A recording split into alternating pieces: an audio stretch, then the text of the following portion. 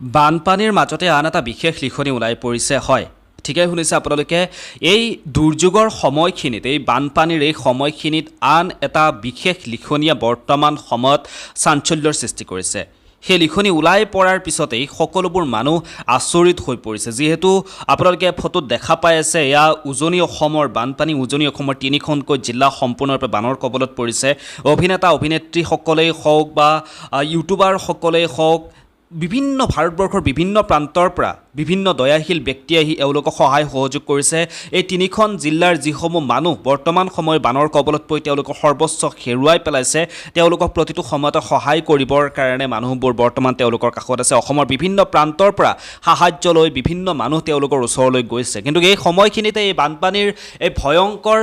দুৰ্যোগ হৈ থকাৰ মাজতেই এনেকুৱা এটা লিখনি ওলাই পৰিছে সেই লিখনিয়ে কিন্তু এতিয়া বৰ্তমান সময়ত আচৰিত কৰি তুলিছে যদিও এই লিখনিটো বৰ্তমান সময়ত বহুতেই শুনিবলৈ পোৱা নাই তথাপি যিসকলে এই লিখনিটো সামাজিক মাধ্যমৰ জৰিয়তে শুনিছে এই বানপানীৰ সময়ত এই লিখনিটো যিহেতু উদ্ধাৰ হৈছে এই লিখনিটো শুনাৰ পিছত আপোনালোকৰো গাৰ নোম শিয়ৰি উঠিব এয়া দেখিছে আপোনালোকে বৰষাৰাণী বিষয়া তেওঁ সাহায্য প্ৰদান কৰিবলৈ যোৱাৰ সময়ৰ ফটো মই অলপ সময় পিছতেই এই বিশেষ লিখনিটো আপোনালোকক শুনুৱাম সেই লিখনিটো আপোনালোকে শুনিব পাৰিব সম্পূৰ্ণৰূপে এয়া দেখিছে কিমান ভয়ংকৰ এক পৰিস্থিতিৰ সন্মুখীন হৈছে যদিও আজি 15-16 দিন পাৰ হৈ গ'ল তাৰ পিছতো কিন্তু তাৰে বানপানীৰ এতিয়ালৈকে পানী শুকুৱাই নাই বহুতৰে চোতালত এককাললৈকে পানী হৈ আছে বহুতে আপোনজনক হেৰুৱাব লগা হৈছে নিজৰ সপোনৰ ঘৰখন কষ্টৰে নিৰ্মাণ কৰা সেই সপোনৰ ঘৰখন নিমিষতে হেৰুৱাই পেলাব লগা হৈছে এই বানপানীৰ ফলত গতিকে খুব বেয়া লগা এটা পৰিৱেশ হৈ আছে বৰ্তমান সময়ত এই উজনি অসমৰ এই তিনিখনকৈ জিলাত চৰাইদেউ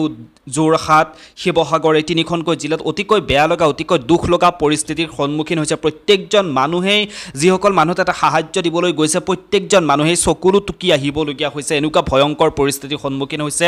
গৰু গাইৰ পৰা আদি কৰি সকলো জীৱ জন্তুৱে ভয়ংকৰ বিপদত পৰিছে বহু জীৱ জন্তু মৃত্যু মুখত পৰিছে মানুহ মৃত্যু মুখত পৰিছে আচলতে ক'বলৈ ভাষা নোহোৱা হৈ পৰিছে তাৰে মাজত বৰ্তমান এই পৰিস্থিতিক লৈ বানপানীৰ এই পৰিস্থিতিক লৈ এনেকুৱা এটা লিখনি ওলাইছে যি লিখনিয়ে বৰ্তমান সময়ত কিন্তু সকলোৰে অন্তৰ চুই যাবৰ কাৰণে সক্ষম হৈছে সকলোৰে অন্তৰ চুই গৈছে সেই বিশেষ লিখনিটোৱে আপোনালোকে নিশ্চয় লিখনিটো শুনিবৰ কাৰণে সকলোৱে আগ্ৰহেৰে ৰৈ আছে মই অলপ সময় পিছত আৰু অলপ সময় আপোনালোকে ধৈৰ্য ধৰক অলপ সময় পিছতে সেই লিখনিটো আপোনালোকে সম্পূৰ্ণকৈ শুনিবলৈ পাব এয়া হৈছে পৰিৱেশ আপোনালোকে পৰিৱেশ দেখিবলৈ পাইছে স্ক্ৰীনত এয়া মই দেখুৱাই আছোঁ কিদৰে কলৰ ভূৰত এইদৰে বয়সস্থ ব্যক্তিসকলক তেওঁলোকক নিৰাপদ ঠাইলৈ লৈ যাবৰ কাৰণে চেষ্টা কৰা হৈছে প্ৰত্যেকজন সচেতন ব্যক্তিয়ে এইদৰে সহায় কৰা দেখিবলৈ পোৱা গৈছে বৰ্তমান এই সময়খিনি আশা কৰিছোঁ খুব সোনকালে পৰিস্থিতিৰ সামকাতক তাৰে কামনা কৰিছোঁ আৰু এতিয়া আহক মই আপোনালোকক লিখনিটো শুনাওঁ লিখনিটো আপোনালোকে শুনি আপোনালোকে মতামতসমূহ জনাবলৈ একেবাৰে নাপাহৰিব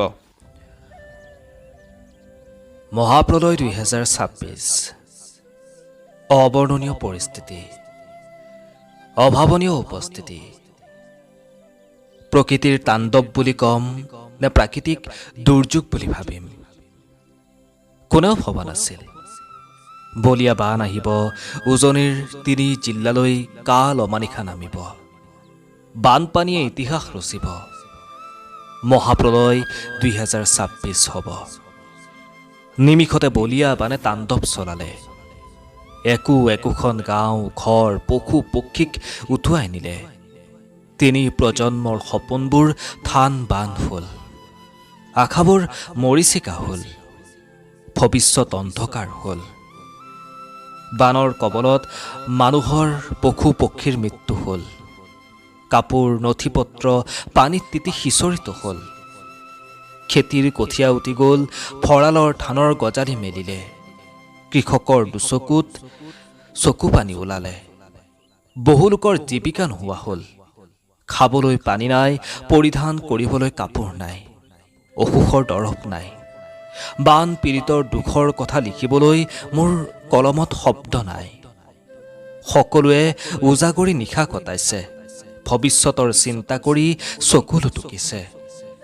চৰকাৰৰ পদক্ষেপলৈ অপেক্ষা কৰিছে খেৰো প্ৰকৃতি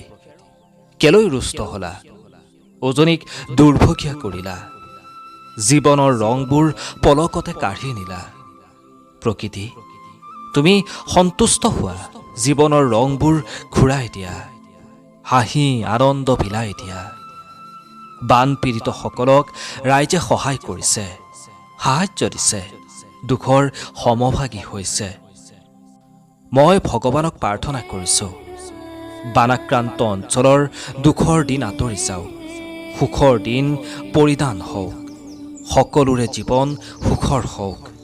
একোখন সপোনৰ ঘৰ পুনৰ পৰিপূৰ্ণ হওক। মহাপ্ৰলয় 2026 কেতিয়াও পুনৰাবৃত্তি নহওক।